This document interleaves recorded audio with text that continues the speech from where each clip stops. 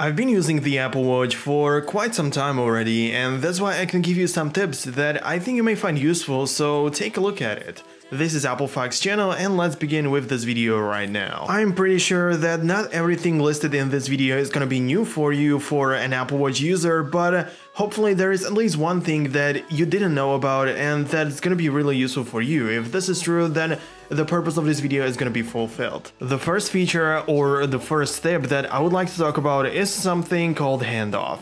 If you don't know what that is, it is basically a feature from Apple which allows you to pick up what you're starting to doing, for example, on iPad, and you can continue doing that on your Mac computer or on your iPhone or pretty much any other Apple device. And of course, the Apple Watch is also part of this. So yeah, if you, for example, start doing something, let's say in the calendar, you open up the calendar on your Apple Watch, you're doing your thing, for example, checking your events and stuff like that.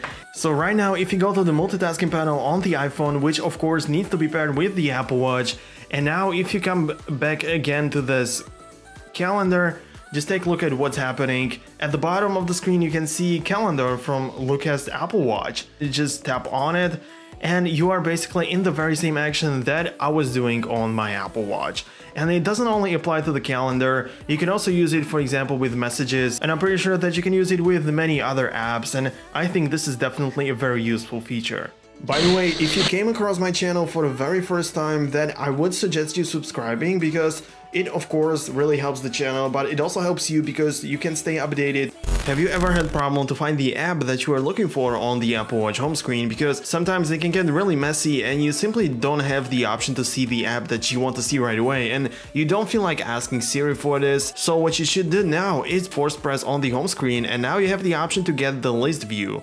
And what's great about this is that all of the apps are sorted alphabetically. If you know, for example, that you are looking for something that starts with the letter B, you can see right away and you can just get there, and it's just that simple. And if you want to come back to this previous view, just come back to this grid view by force pressing on the screen and clicking on the grid view. Now I want to talk about and give you some tips on the complications of the Apple Watch. When you go to the Watch app, you can see that the first section says complications, but what exactly is it?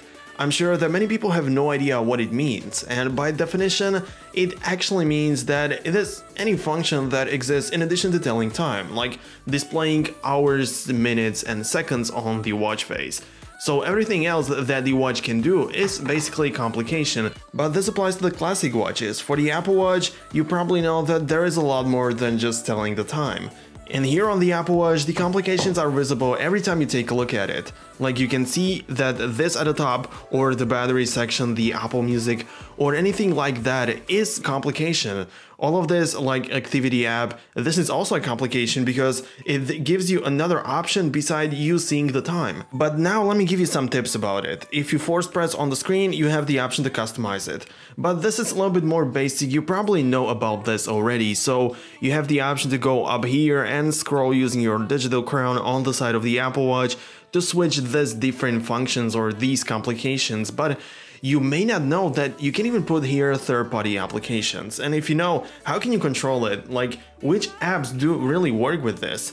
For this, you need to come back to the iPhone once again, and if we take a look at the complications section, you can see that these three apps, for me, for you it may of course be different, those apps can work as complications on my Apple Watch. So for example, I have the tune in radio, so if I come back to the Apple Watch once again, go to the customize section, and now if I scroll down here, I will eventually find the option that will say tune in radio, because it is available to be put here on my watch face as the complication.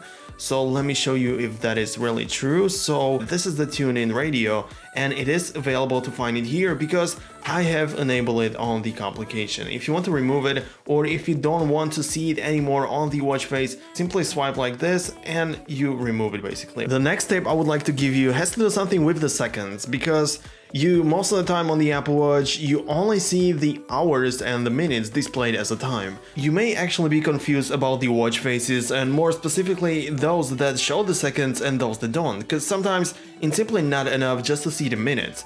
Problem is that only a couple of them show seconds. And if I would be actually exact, it would be kaleidoscope, utility, numerals, simple, color, chronograph. Right now I see that there is a lot of them, but still only one of them shows digital seconds, and that is the activity app that I have just right here.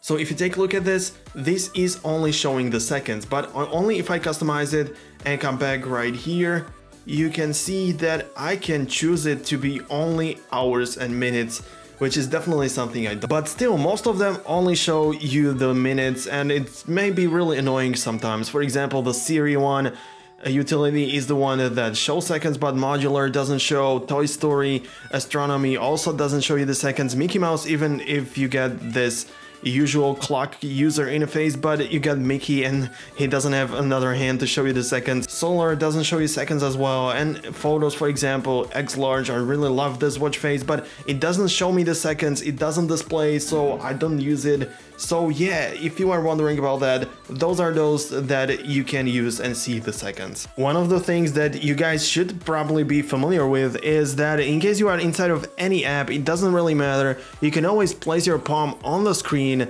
and you basically go to this default mode when you are on the lock screen and you actually close the app.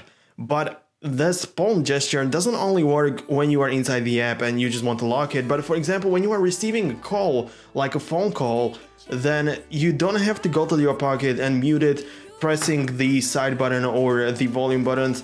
You just can simply place your palm on the screen and it's gonna mute the call. I mean, it's not going to reject it. It would be just like you would press the volume button on the side of the iPhone, and you don't have to take the phone out of the pocket. You can simply put your palm on the screen. By the way, if you are receiving a phone call on the Apple Watch, you can always just swipe up and you have the option to send a message and to decline that call. So this is also a thing many people don't know about. And the last thing on my list is actually accessibility shortcut. Let's face it, you have only 2 buttons on the Apple Watch, and it does different things if you press it once, 2 times, or if you hold it. So there aren't really many options what you can do else with these 2 buttons, but there is one additional thing. What if you could triple tap the crown on the side of the Apple Watch to trigger another action? It is actually possible. To set it up, you need to come once again to your iPhone and navigate to the Watch app. Under the general section, you need to access the accessibility, and at the bottom you can see that this is the accessibility shortcut. For me, it is turned off. But triple click the digital crown for voiceover or zoom. Those 2 are very important features for the Apple Watch that I'm sure that you know about already. But if you, for example, choose it to be zoom, if you triple click it, it's gonna zoom in and zoom out. Yeah, this is how it works. And this would pretty much be everything what I wanted to say in today's video. I really hope you found this useful and informative. I really hope there was at least something that you didn't know about your Apple Watch. And if there was something like that, then hit that like button and also subscribe for more content like this, for more Apple Watch tips and tricks that you of course may be finding useful. So yeah, see you in the next video. Peace out, guys.